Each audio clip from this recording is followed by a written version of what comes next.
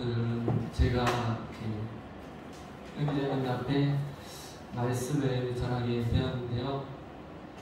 처음에 이렇게 말씀을 이렇게 부탁받았을 때는 어떤 말씀을 해야 될지 이렇게 말씀을 전하시는 형제님들이 항상 걱정이 되고 하셨을 겁니다. 그리고 하나님께 기도하고 하셨는데요. 언젠가부터 저는 그런 생각이 들었습니다.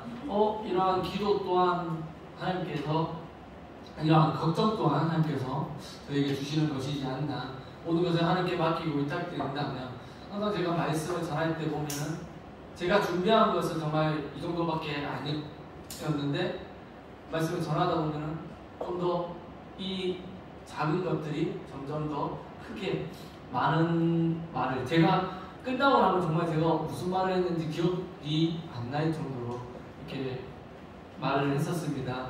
그건 데서도 물론 제가 횡설수설한 부분도 있겠지만은 하나님께서 많은 말씀을 보여주시지 않았나 라는 생각이 들었습니다. 오늘 성경과 함께 나누는 말씀은 잠언 3장 13절부터 18절 말씀이고, 그 4장 되는 말씀이 있는데요. 우선 잠언 3장 13절부터 18절 말씀 보시겠습니다. 잠언 3장 13절에서 18절입니다.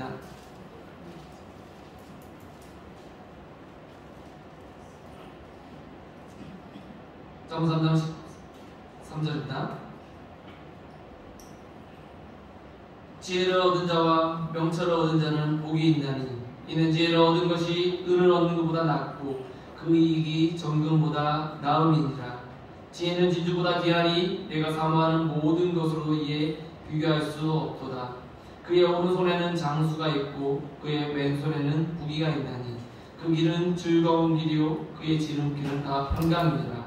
지혜는 그 얻은 자에게 생명나무라. 지혜를 가진 자는 복되도다.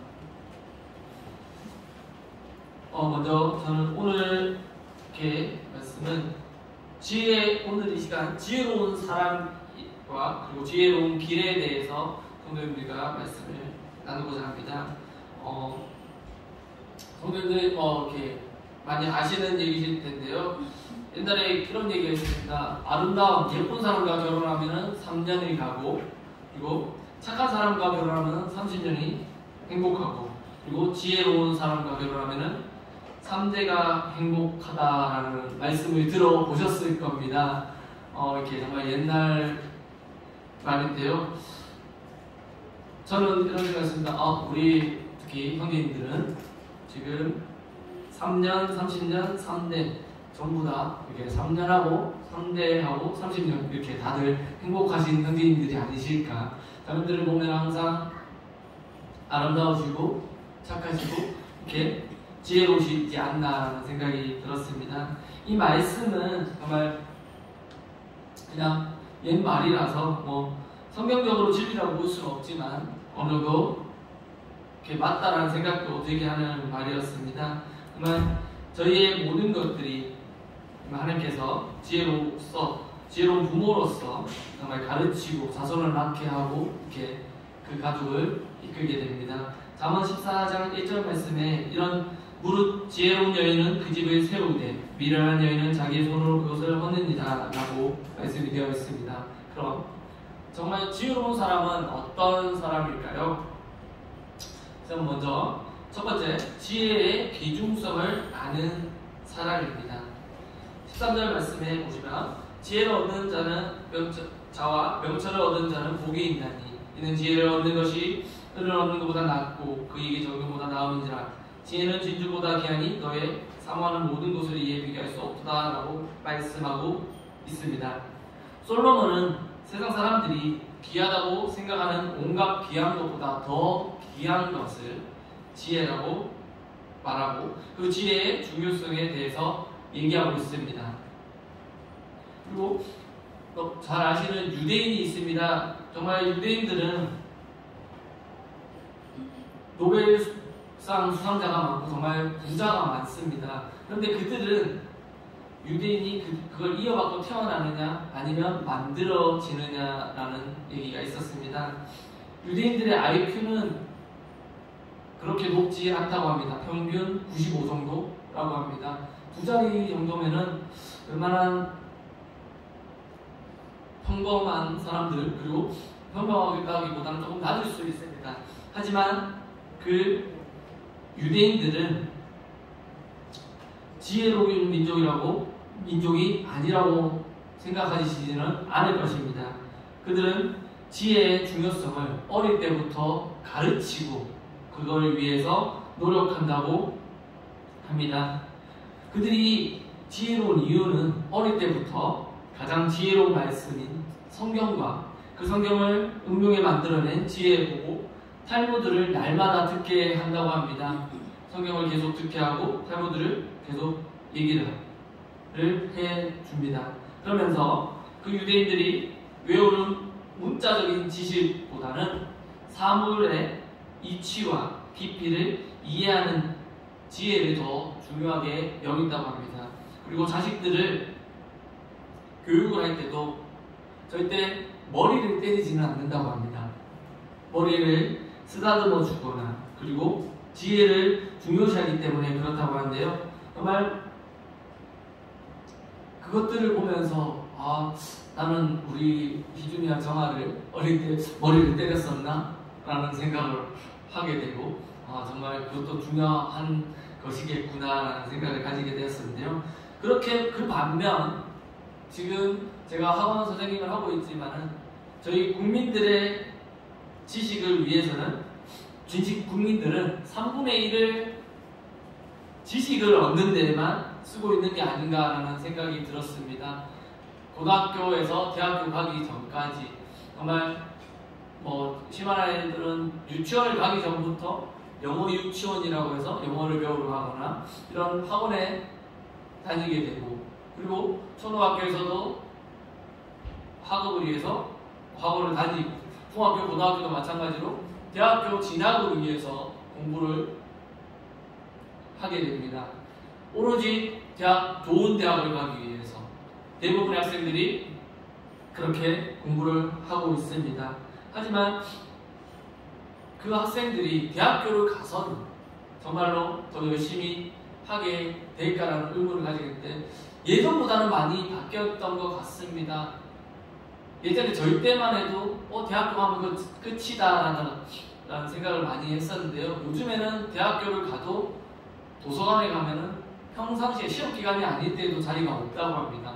그만큼 학생들이 생각이 조금 바뀌고 하면서 자기의 진로에 대해서 고민하고 노력하는 모습을 볼 수 있는데요. 이렇게 그런 지식들도 중요하지만 이 방금 잠언의 말씀처럼 지혜를 구하는데 좀 더 많은 시간을 할애해야 되지 않나 싶습니다. 그래서 야고보서 1장 5절 말씀 같이 보시겠습니다. 야고보서 1장 5절입니다.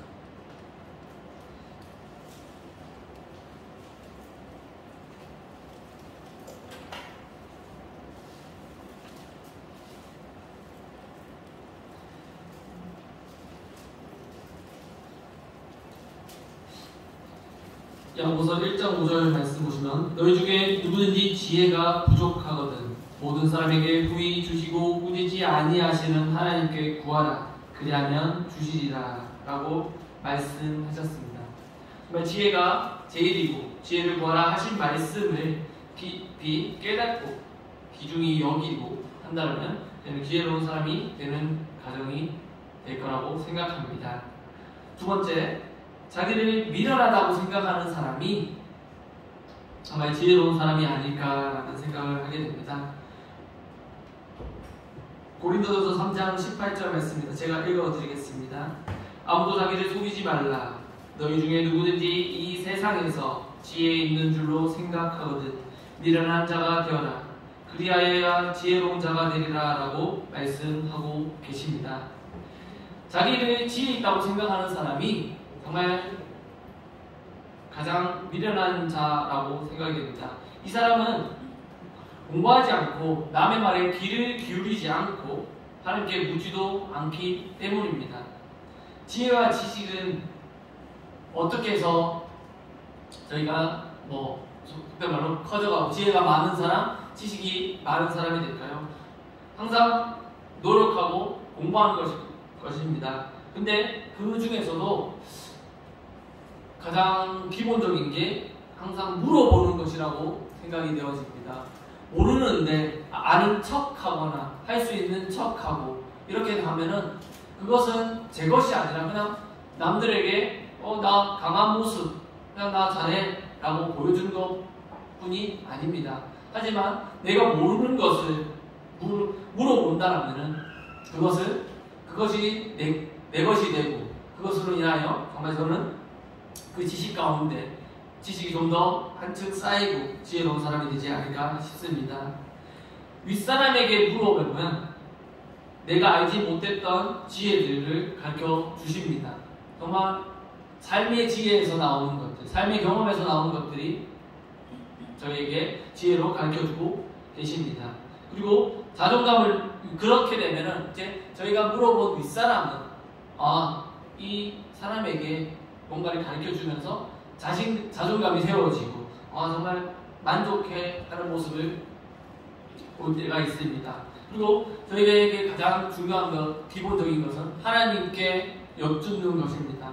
하나님께 기도함으로써 하나님 이러한 지혜를 주십시오. 저희가 기도드리고 말씀을 한다면 하나님께서는 저에게 지혜를 주실 것입니다.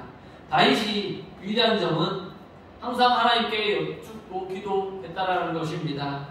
그러면 처음에 사울에게 쫓기는 상황 속에서도 항상 기도하고 기도로서 그 상황을 모면하고 하나님께서 인도하시는 대로 살아갈 수 있었습니다. 하지만 사울은 처음에 하나님께 묻고 기도를 하였습니다. 하지만 어느 순간 잘 되었습니다. 하나님께서 인도해 주셨기 때문에 승승장구하고 나갈 수 있었습니다. 하지만 어느 순간부터 잘 되니까 자기 마음대로 하는 모습을 보이면서 하나님 앞에 버림받게 되고 하나님 앞에서 실패한 사람이 되었습니다. 그는 처음에 아이성의 전쟁에서 실패한 이유가 바로 그냥 작은 성인데 이 정도면 내가 할 수 있지 라는 마음가짐으로 해서 그 성을 실패로 끝나버렸습니다. 세 번째로 그리고 제가 말씀드리고 싶은 게 하나가 몰라서 묻는 것은 창피한 것이 아니라는 것입니다. 제가 학생들에게 수업을 할 때도 얘기할 때 수학이라는 과목이기 때문에 물론 선생님에게 묻거나 친구에게 물어보라고 합니다. 하지만 학생들은 친구에게 잘 묻지 않습니다. 괜히 친구인데 내가 물어보면 창피하니까 라고 생각을 하게 됩니다. 하지만 모르는 것은 죄가 아닙니다. 모르면 물어보고 그것을 알고 넘어가는 것이 올바른 행동이지 않나 싶습니다. 그래서 저는 물어보는 것도 또한 중요하지만 다른 사람이 물어봤을 때 성실하게 대답해 주는 것 또한 이게 저에게 되는 공부라고 얘기를 해줍니다. 왜냐하면 제가 알고 있는 것을 남에게 가르쳐 줌으로써 제가 다시 한 번 더 제 마음속에서 되새기고 다시 한번 생각하게 됨으로써 그것을 좀 더 제가 지혜로 만들지 않나라는 생각을 하면서 학생들에게 모르는 걸 물어보면 너가 알고 있는 한 성심성의껏 가르쳐주고 그것 또한 다시 내 것이 될 거니까 열심히 물어보고 가르쳐주라고 얘기를 합니다. 정말 그리고 물어보는 것 중에 가장 힘든 것이 자기보다 낮은 사람에게 자기보다 어린 사람에게 물어보는 것을 굉장히 힘들어 합니다. 지금 제가 이렇게 일을 옮긴 지 1년 정도 돼가고 있는데요. 가서 일을 하다 보면은 컴퓨터에 관한 용어들을 보면은 저는 그런 부분에 대해서 잘 모릅니다. 우선 처음 듣는 저희가 아는 통신 방식이라고 하는 것은 LTE 이런 걸 많이 들어보셨을 겁니다. 블루투스 이런 통신들을 많이 들어보셨는데요. 갑자기 이상한 용어로 이제는 저도 조금은 이제 여러 번 듣다 보니까 알게 됐는데 이상한 RS232, RS485라는 통신이 있습니다. 도저히 이게 무슨 영어하고 숫자를 섞어서 얘기를 하는데 도대체 무슨 말인가 처음에 회의를 따라 들어갔습니다.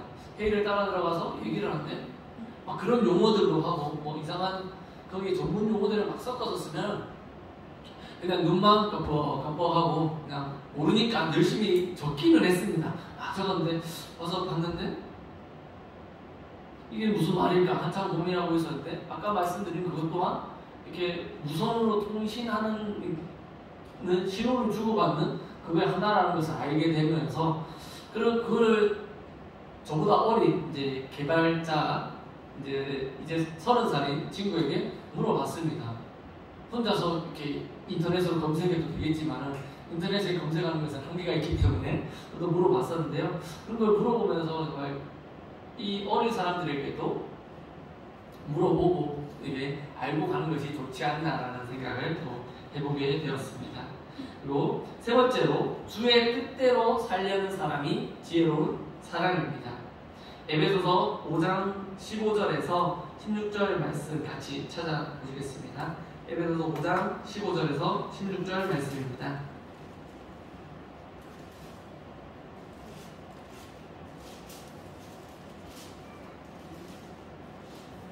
에베소서 5장 15절 16절 말씀입니다.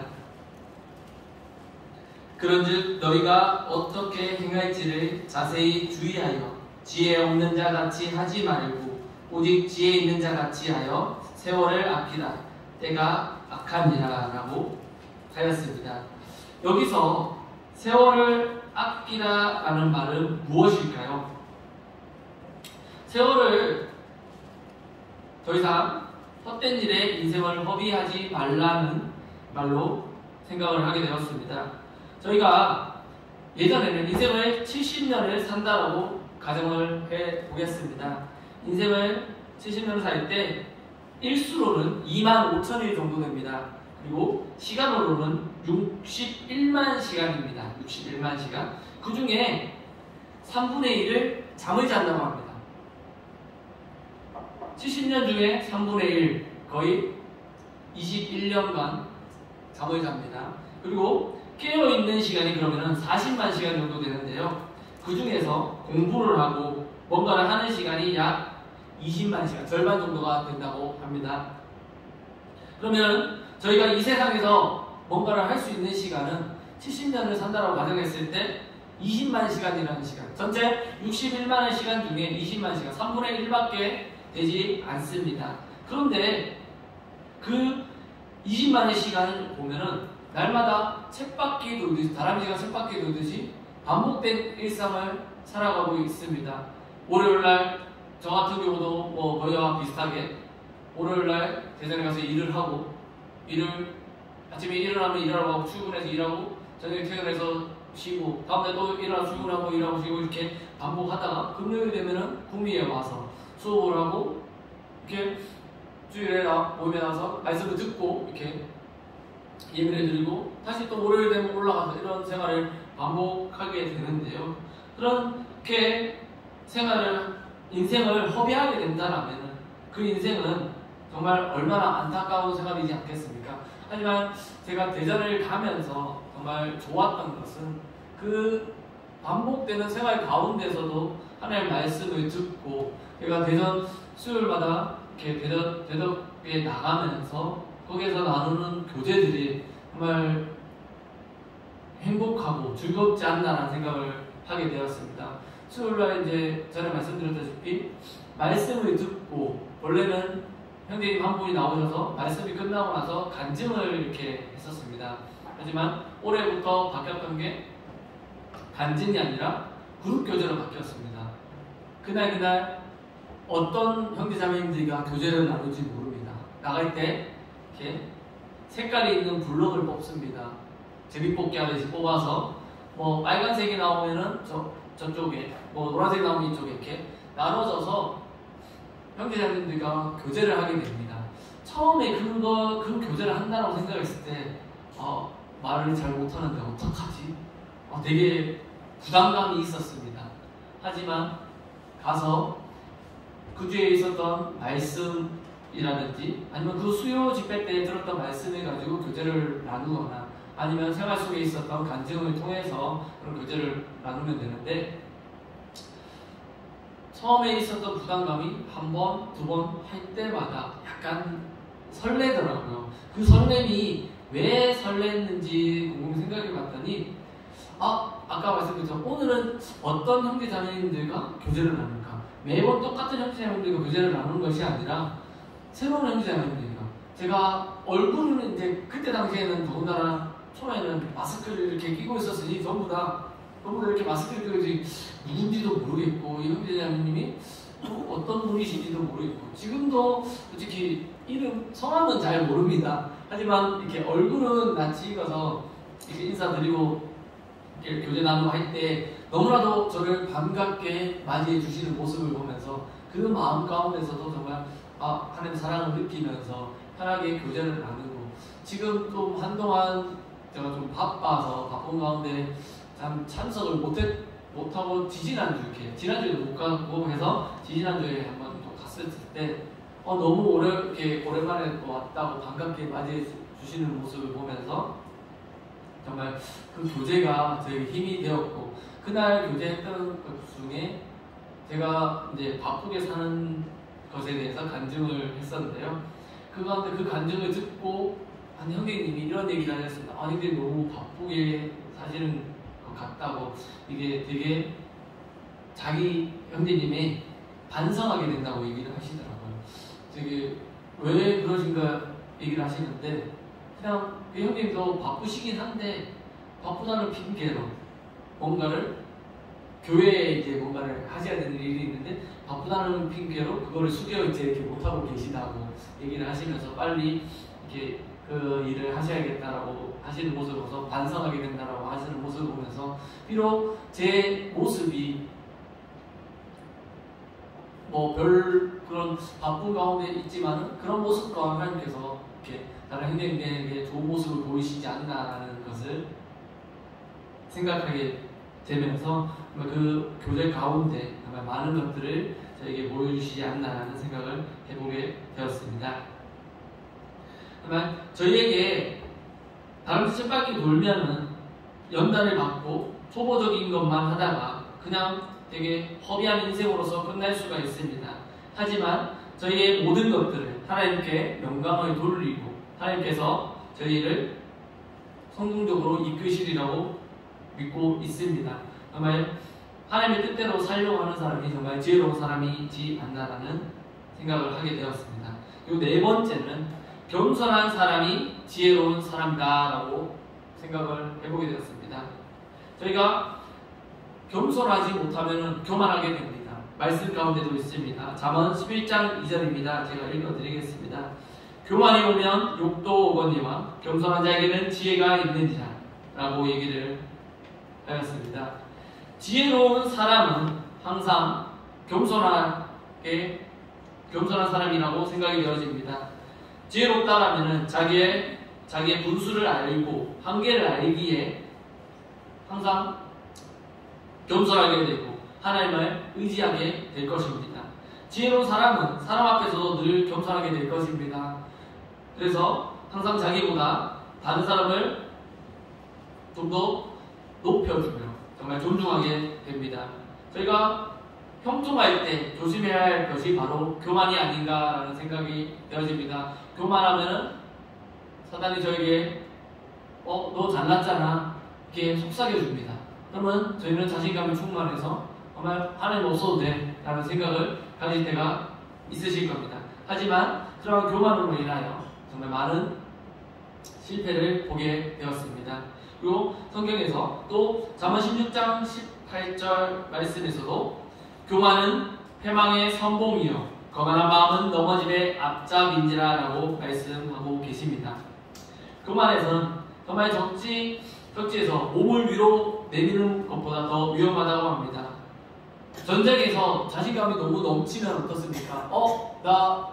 내가 하면 무조건 이길 수 있어 라고 해서 저의 아군 기지에서도 몸을 이렇게 일으켜서 올라가는 순간 저기 총을 맞아 죽을 수도 있습니다.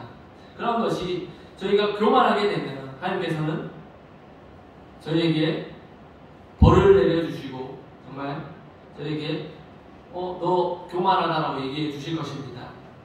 은혜가 떠나게 되고 사람도 떠나게 되고 정말 축복까지도 다 떠나게 됩니다. 하지만 겸손하게 된다면 저희에게 은혜가 임하게 되고 복이 임하고 형통이 임하고 치료가 임하게 되어질 것입니다. 그리고 평안이 저희에게 주어지게 될 것입니다. 정말 겸손한 사람이 지혜로운 사람이 될 것이라고 생각합니다.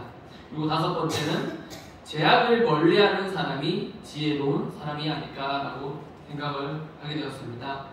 아까 또 잠언 14장 16절 말씀에 지혜로운 자는 두려워하여 악을 떠나나 어리석은 자는 방자하여 스스로 믿느니라. 이 말씀을 생각해 보면은 정말 지혜로운 자에게서는 악이 스스로 두려워하여 떠나게 될 것입니다.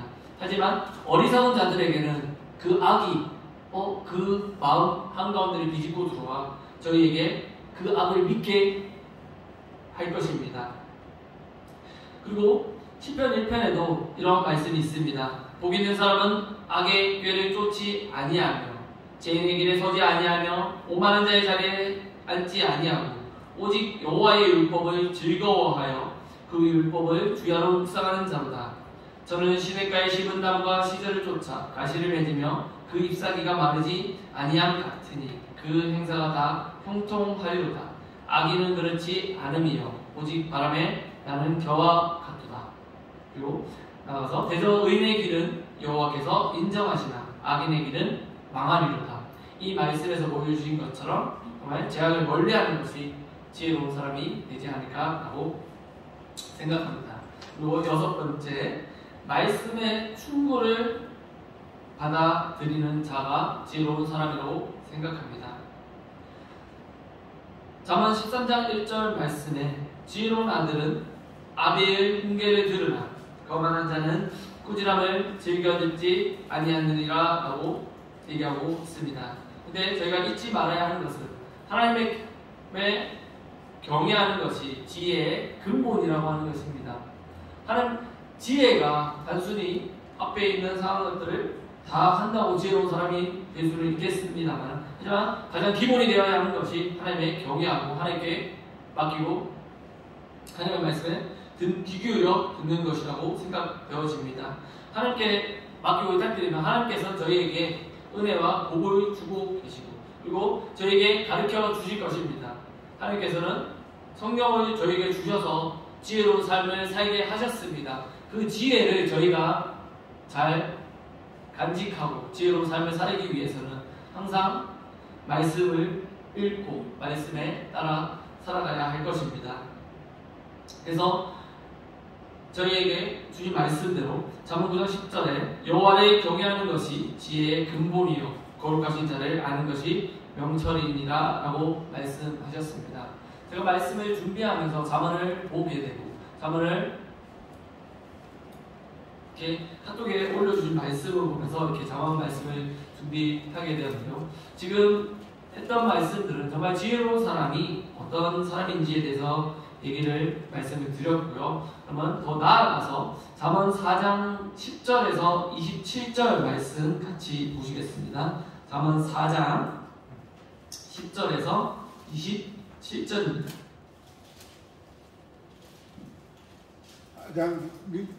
잠언 4장 10절에서 27절 말씀입니다. 제가 말씀을 이렇게 중간으로 읽어드리면서 말씀을 드리도록 하겠습니다. 잠언 4장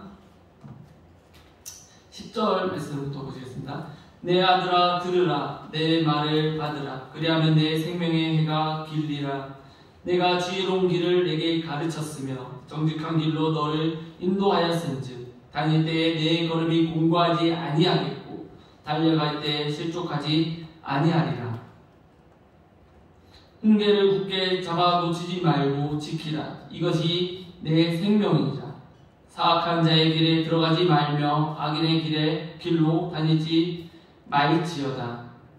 그의 길을 피하고 지나가지 말며 돌이켜 떠나갈지어다.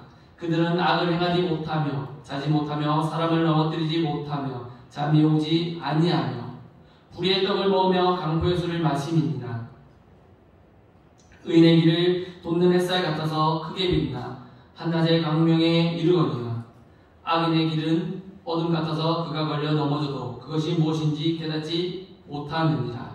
우선 19절 말씀까지 봤는데요.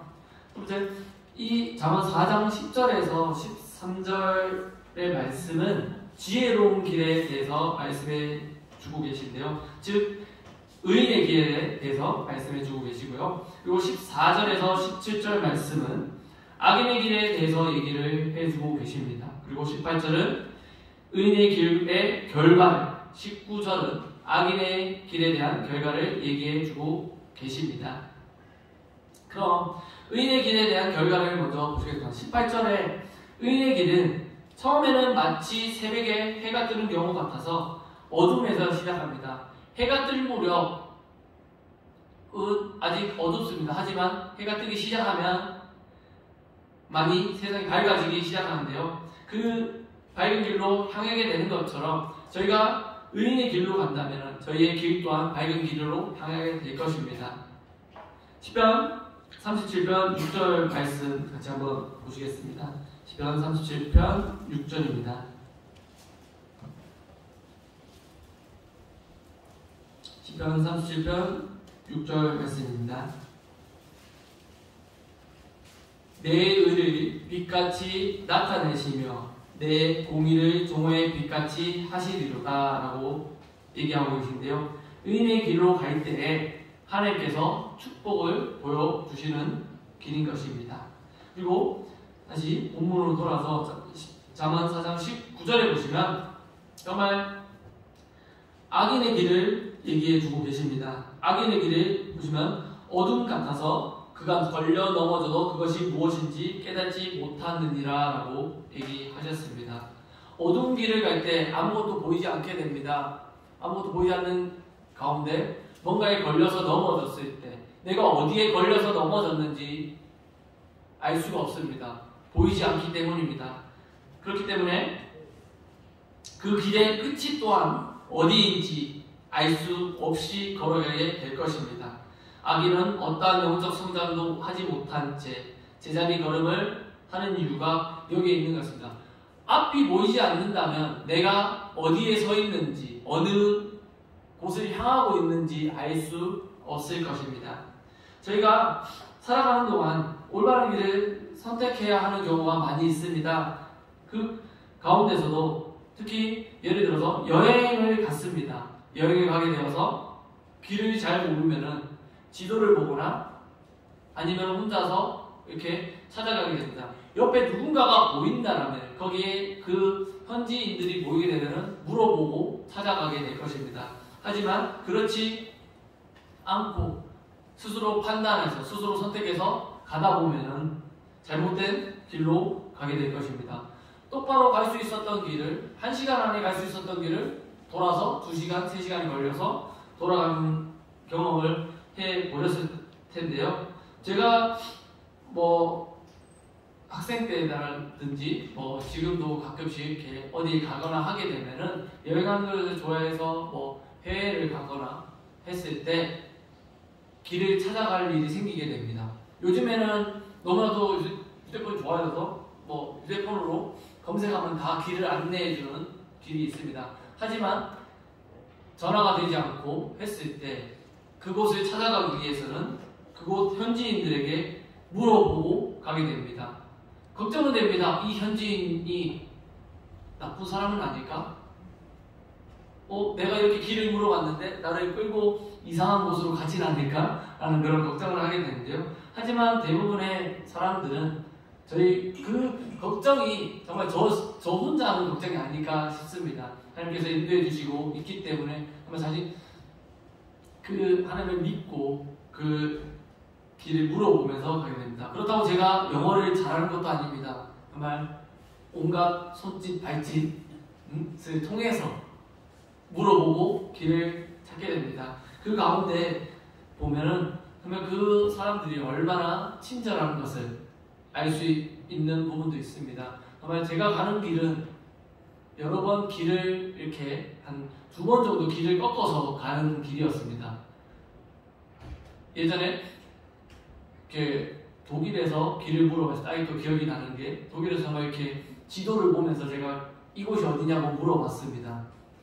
그 사람은 어떤 가게에서 일하는 점원이었습니다. 그런데 이제 문을 열 준비를 하고 있어 청소를 하고 있는데 제가 길을 물어보니까 갑자기 빗자루를 놔두더니 저를 이렇게 데리고 이쪽으로 오라고 합니다. 그러더니 거기서 한 10분 정도의 길이었는데 한 5분 정도를 같이 가주더라고요. 같이 이렇게 길을 이렇게 가서 여기서 한 얼마 정도만 가면 거길 거야 라고 얘기를 해줬는데 그거는 제가 상상한 거고 그런 식으로 얘기를 해주더라고요. 그런 모습을 보면서 이렇게 길을 안내를 해주는 거구나. 그런 모습을 생각하면서 하나님도 이렇게 해주시지 않을까? 라는 생각을 하게 되었고요. 그리고 중국에서는, 특히나 중국에서는 더 힘듭니다. 당연히 세상에 어느 정도 영어를 할 줄 알겠지라고 생각을 하는데요. 중국 사람들은 제2외국어가 영어가 아니기 때문에 저희가 영어로 물어보면은 전부 이렇게 손을 흔들고 갑니다. 그 와중에 이제 버스를 갈아타야 하는 일이 생겼습니다. 버스를 갈아타야 되는데 버스 정류장이 같은 곳에서 갈아타는 게 아니라 정말 한 10분 정도 골목길을 지나서 가야 됐었습니다.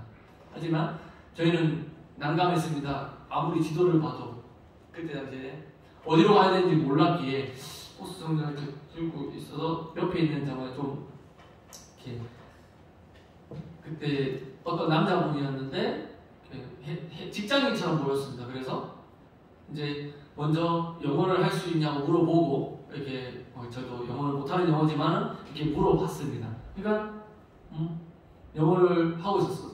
영어를 어느 정도 하시더라고요. 그래서 영어를 하는데 근데 그 사람은 분명히 저희가 내린 버스 정류장에서 기다리고 있었습니다.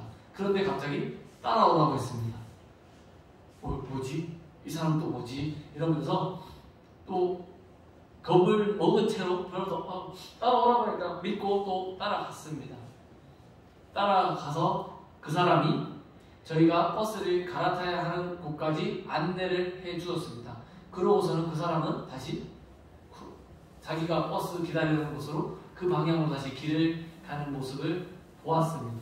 정말 그 모습을 보면 이 말씀을 준비하면서 정말 길을 찾는다라는 것이 정말 내 스스로 나 혼자만의 노력으로는 될 수 없는 길이구나. 이 올바른 길을 찾기 위해서는 주변에도 하나님의 도움이 필요하지 않나라는 생각을 해보게 되었습니다. 그리고 저희의 삶 또한 새로운 길을 찾아가는 것이지 않나라고 생각을 해보았습니다. 세상을 살아가는 동안에 저희는 수많은 갈림길을 만나게 됩니다. 그때마다 결정을 하게 되고 때로는 정말 편안한 길로 가는 길이 될 수도 있겠지만 정말 힘든 길을 가는 경우도 있었습니다.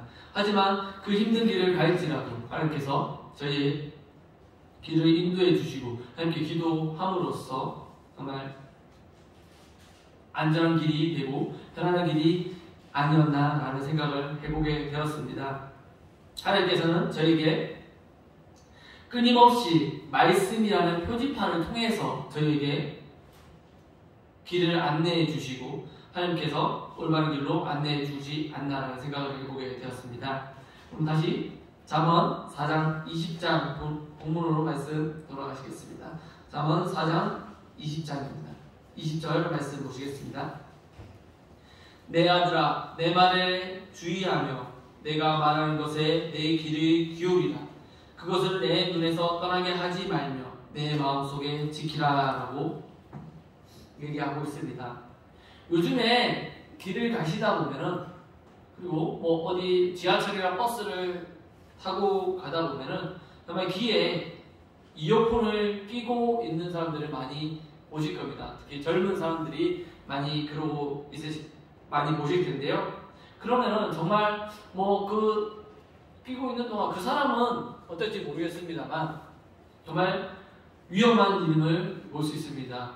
저도 이렇게 골목길을 차를 타고 가다 보면은 사람이 차길로 이렇게 걸어가고 있습니다. 그러면 이렇게 또 비키라고 이렇게 빵빵을 크게 하면은 또 그 사람도 기분 나빠요. 살짝 이렇게 빵 이렇게 하면은 듣지 못하고 계속 차 앞을 가고 있는 경우를 보게 됩니다. 그러면 속으로 저 사람 뭐지? 왜 또 길을 막고 있지? 하고 보면은 귀에 이어폰을 끼고 가는 것임을 볼 수 있을 것입니다. 정말 이렇게 위험한 경우가 있는데 이처럼 길을 막고 있어요. 저도 그런 경험을 했던 적이 있는 것 같습니다. 정말 저도 그냥 지하철 타고 가면서 이렇게 이어폰을 끼고 있었는데요. 막 정거장에 섰다 멈췄다 하니까 도대체 내가 목적지가 어딘지 해서 못 내릴 뻔한 적이 있었습니다. 하지만 그래서 저는 같은 경우는 그래서 이어폰 한쪽을 이렇게 빼고 한쪽만 듣고 있습니다. 어디서 내려야 되는지 들어야 되기 때문에 이렇게 하게 되는데요. 정말 이러한 길을 막게 되면은 그 이어폰에서 나오는 음악만 듣게 되고 다른 소리에 귀를 기울이지 못하게 되는 것을 경험해 보셨고 정말 그 위험하다는 걸 알 수 있을 텐데요. 하나님께서 저희에게 순간순간 들려주시는 말씀이 있으실 겁니다. 그 말씀에 귀를 기울여야 할 때 저희가 귀를 막고 있다라면 정말 하나님께서 보여주시는 말씀을 따라서 의의 길로 가지 못하는 경우가 생길 수 있기 때문에 하나님 길을 열고서 살아가야 되지 않나 하는 생각을 해보게 되었습니다. 그리고 하나님께서 설치한 표지판을 바라보야 할 때인데 그 하얀 표지판이 하나님께서 주신 말씀이라고 말씀드렸습니다. 정말 저희는 세상 길거리에 가면 수많은 간판들이 화려하게 펼쳐져 있습니다. 그 간판들의 시선을 뺏기지 말고 하나님 말씀에 눈을 떠서 하나님 말씀을 바라보고 하나님께서는 저에게 강하게 명령하고 계심을 알고 계십니다. 지금 우리가 무엇에 집중하고 있느냐는 아마 우리의 인생의 결과로 결정하게 될 것입니다. 하나님의 말씀을 떠나 세상이 보여주는 아름다움에 현혹되는 순간 저희는 사망의 음침한 골짜기를 걸어가게 될 것이고 앞이 보이지 않게 될 것입니다. 하나님의 말씀을 듣고 하나님의 말씀을 바라보면서 마음속에 굳건하게 지키도록 하나님께서 명령하고 계십니다. 21절 말씀 다시 보시면 내 마음속에 지키라라고 얘기하셨습니다. 만일 우리가 생명의 길로 서서 가기 원한다면 하나님의 말씀에 집중하고 그 말씀을 소유하고 삶에서 그 말씀이 실천되어야 할 것입니다.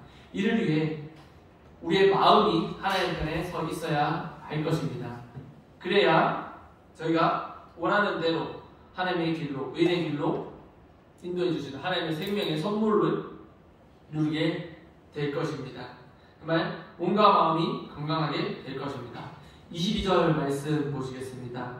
그것을 얻는 자에게 생명이 되며 그의 온 육체와 건강이 됨이니라. 하지만 하나님의 말씀을 따라가다 보면 저희의 마음이 흔들릴 때가 있습니다. 저희의 마음은 하나님 앞에 견고하게 서 있어야 하는데 그렇지 못한 경우가 주변 환경에 따라 쉽게 바뀌고 움직인다는 것입니다. 어떤 날은 정말 저의 마음이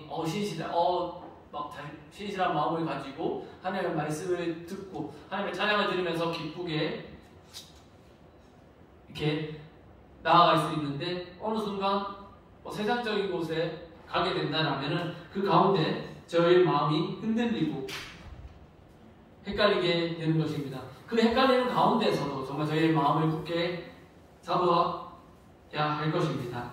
그리고 23절 말씀 보시겠습니다.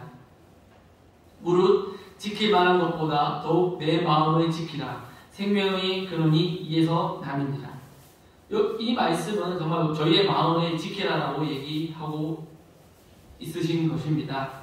그리고 누가복음 6장 45절 말씀에 이런 말씀이 있습니다. 선한 사람은 마음에 쌓은 선에서 선을 내고 악한 자는 그 쌓은 악에서 악을 내나니 이는 마음에 가득한 것을 입으로 말함이니라 라고 말씀하고 계십니다.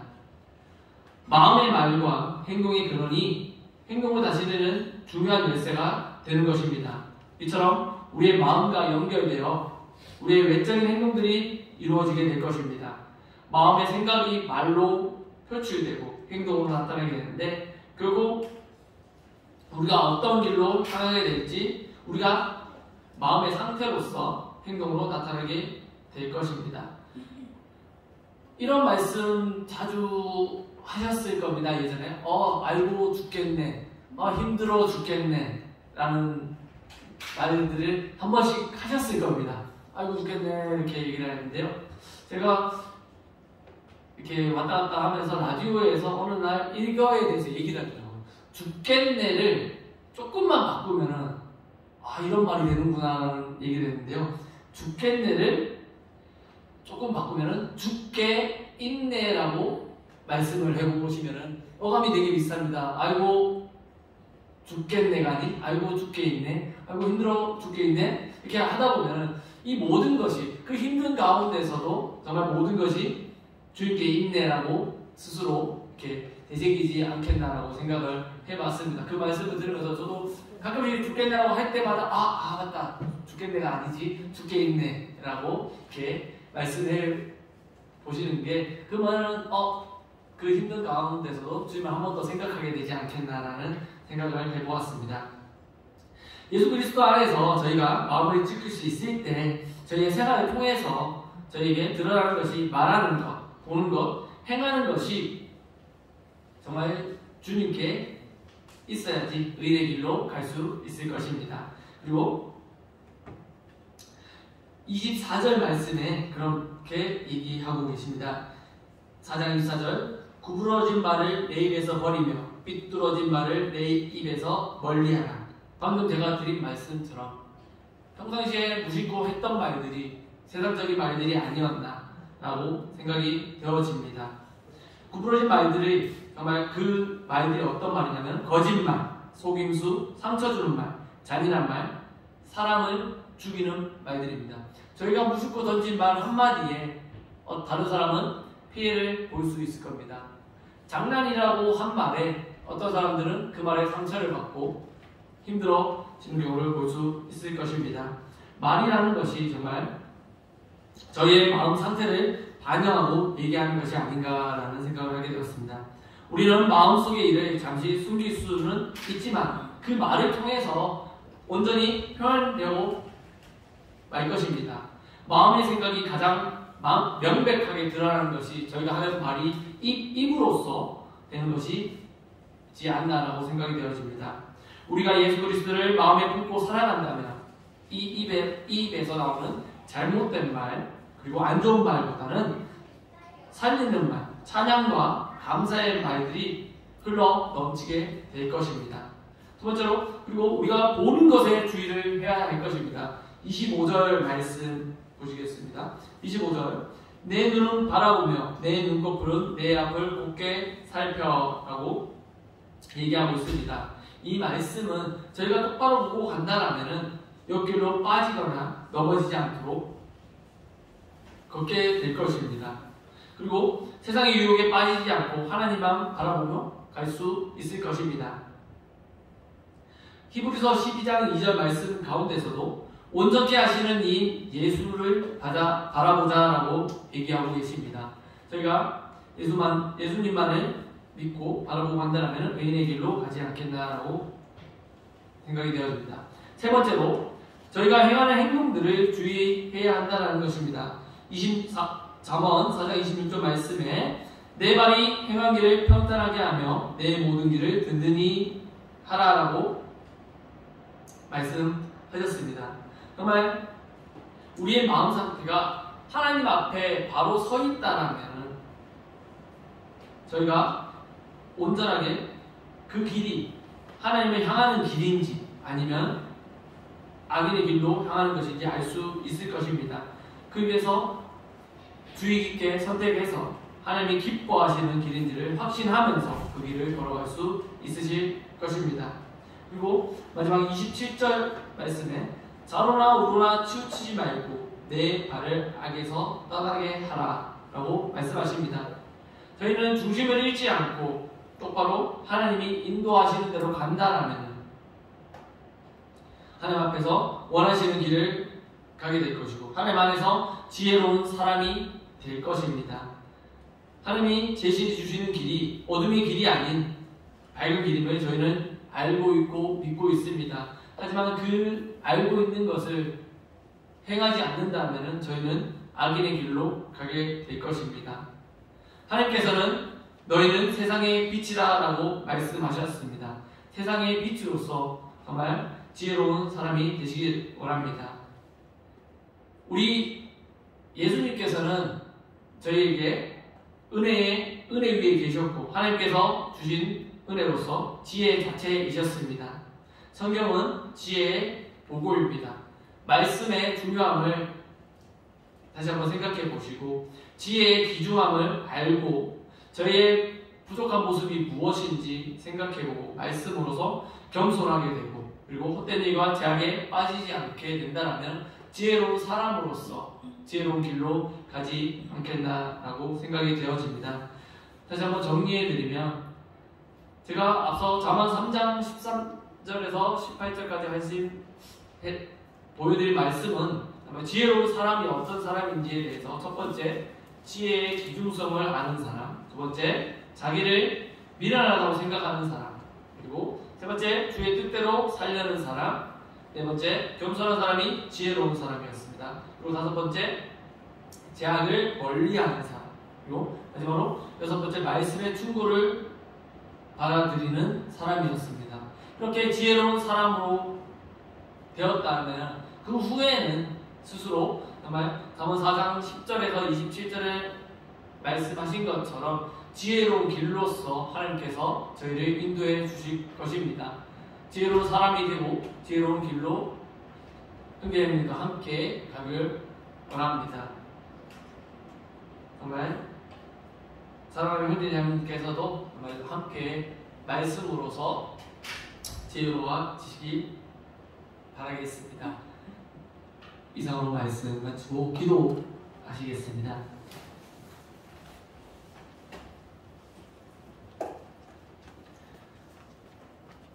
지혜